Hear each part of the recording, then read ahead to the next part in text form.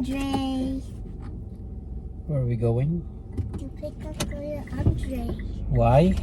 Because his school is so hot.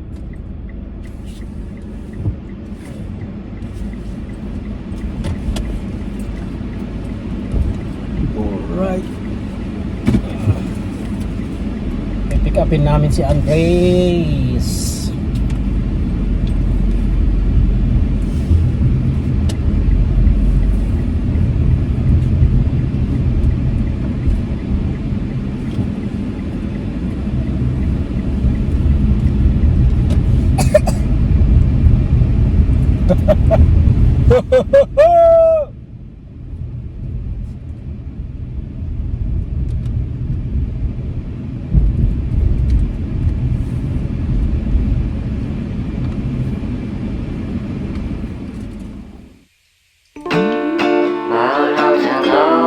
Felt so pretty, and no one's sending postcards from the city.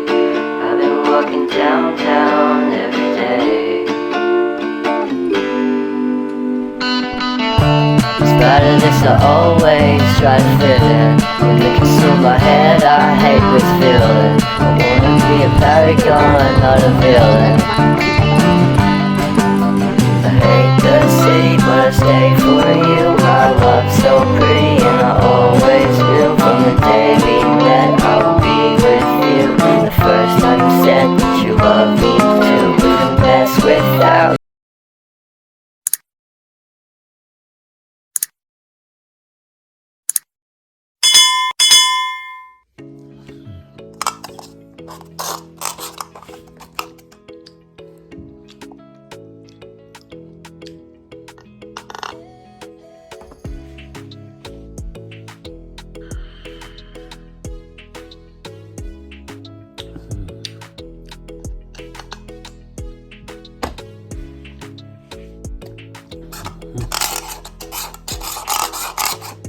Yan mga kauragon, sakto sa mainit na panahon.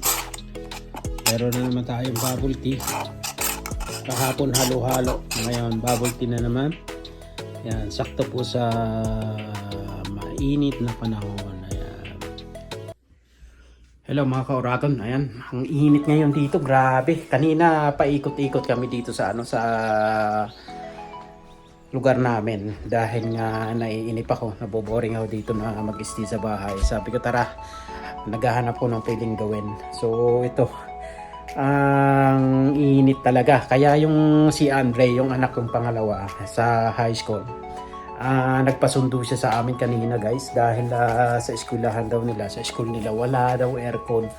At nag-announce naman yung yung school nila, yung pamunuan ng school nila na yung mga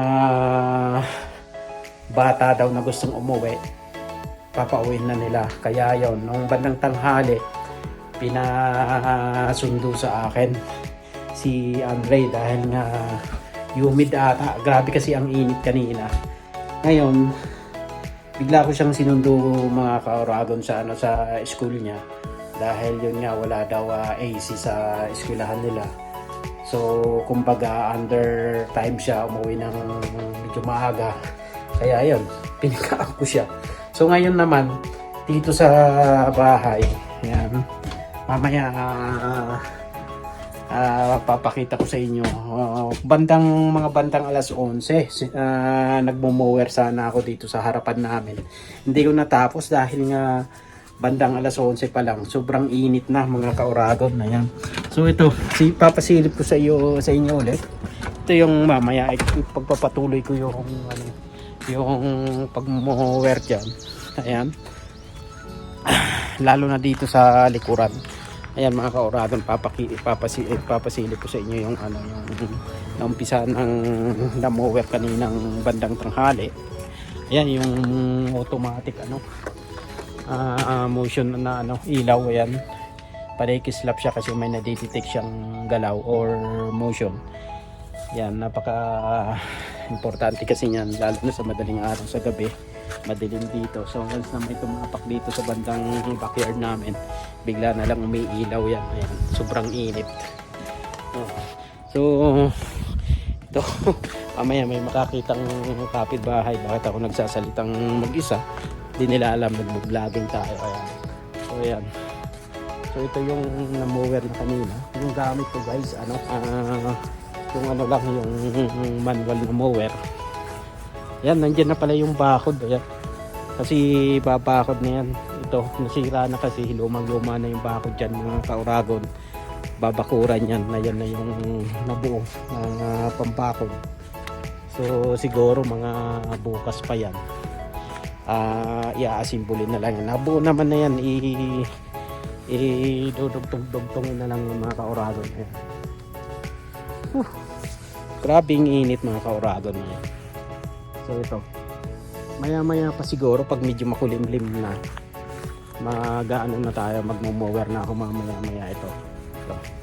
So pwede nating sampulan yan mga kauragon. Ayan, papakita ko sa inyo.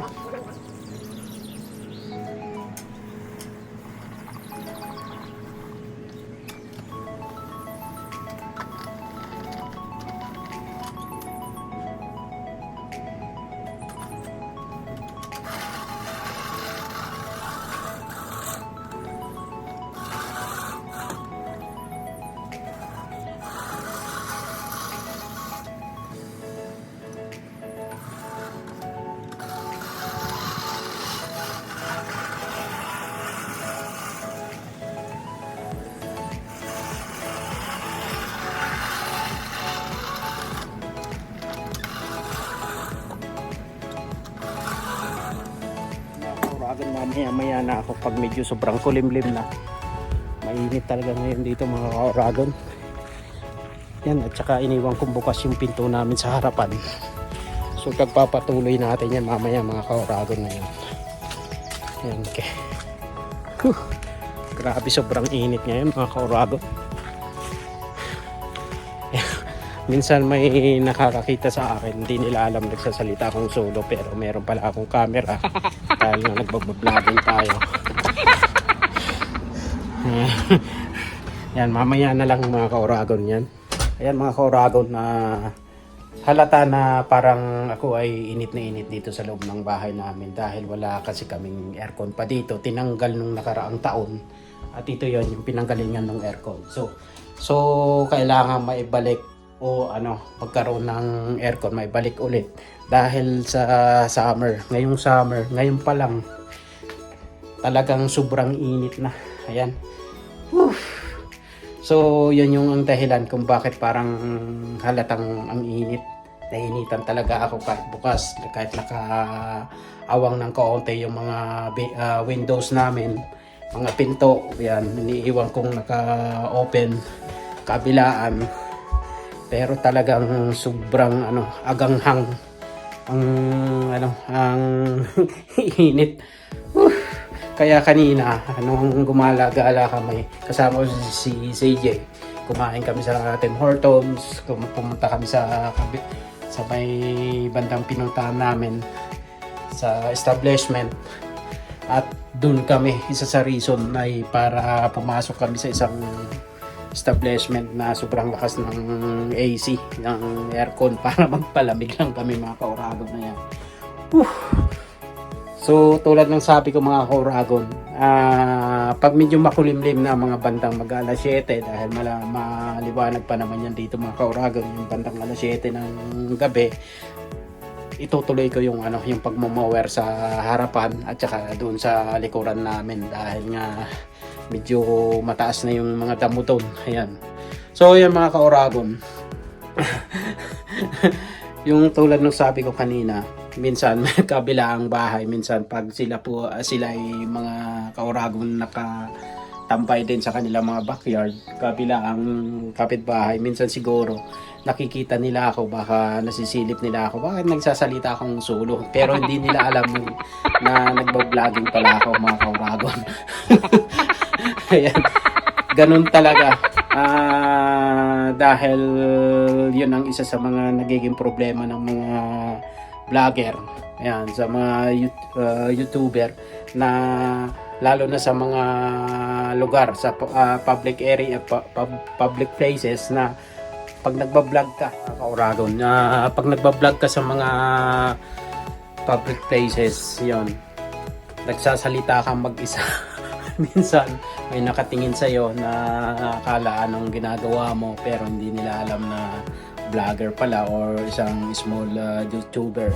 Kaya yun mga kauragon, lalo na dito sa amin, yung mga Canadian, hindi sila sanay, hindi sila ganong mahilig sa mga ganon. At ako, sanayan lang mga kauragon, at dahil naumpisahan na natin yung paggaganito, sabi ko ganon talaga, wala tayong pakialaman. Di, kung gusto nyo, kanya-kanya lang tayong diskarte, kanya-kanya lang tayong libangan, di mag-vlog din kayo. Wala akong pakialam kung ano yung sasabihin nyo, basta ako doon ako nag-i-enjoy. Gusto ko lang maipakita sa aking mga kamag-anak sa Pilipinas na ganito ang life ko dito sa sa Canada, sa probinsya namin dito sa Saskatchewan. Kaya ayun mga kauragon, so mga kauragon, hanggang dito na lang muna, tapos mag-update na lang tayo, to follow na lang kung makapagdamo na tayo ulit sa likuran. At dito na muna magtatapos yung aking video, at sana mag-enjoy po kayo ulit. Ayan, God bless.